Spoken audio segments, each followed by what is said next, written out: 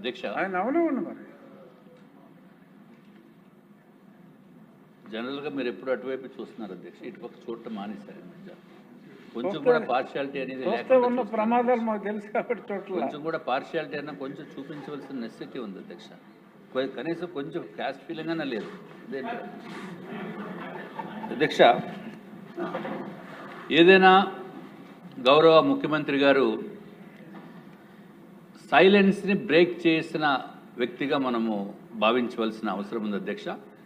ఇదేదో వ్యక్తిగతమైన విషయం గురించో లేకపోతే వేరే రాజకీయ కారణాలు కాదు. మన దేశ భవిష్యత్తు గురించి, మన ఆంధ్ర రాష్ట్రం భవిష్యత్తు గురించి ఈరోజు వారు ప్రతిపాదించిన విషయాల్ని పూర్తిగా సమర్థిస్తున్నాం అధ్యక్ష.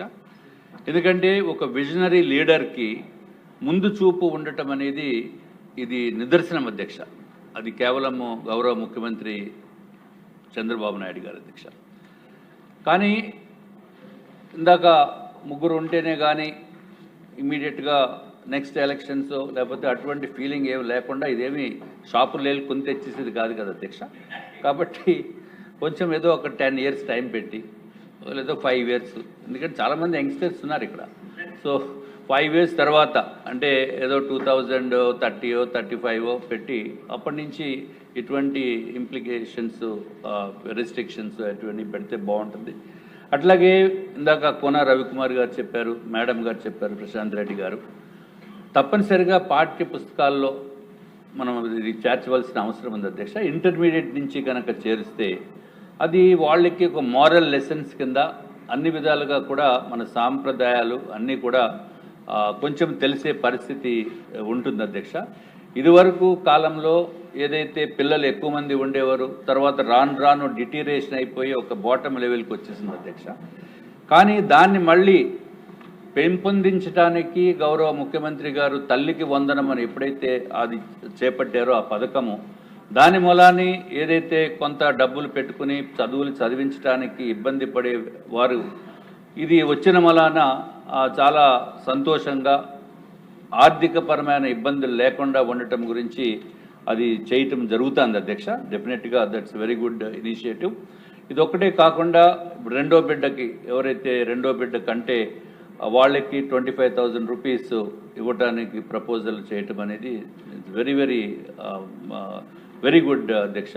ఇప్పుడు మూడో బిడ్డ కనుక ఉంటే అప్పుడు వాళ్ళకి కూడా 25,000 ఇస్తారా లేదా అనేది ఇందాక కొంచెం క్లారిటీ మిస్ అయ్యాను అధ్యక్ష. తర్వాత మా సభ్యులను అడిగితే 1,000 రూపాయల చొప్పున 5 years ఇస్తారని చెప్పారు.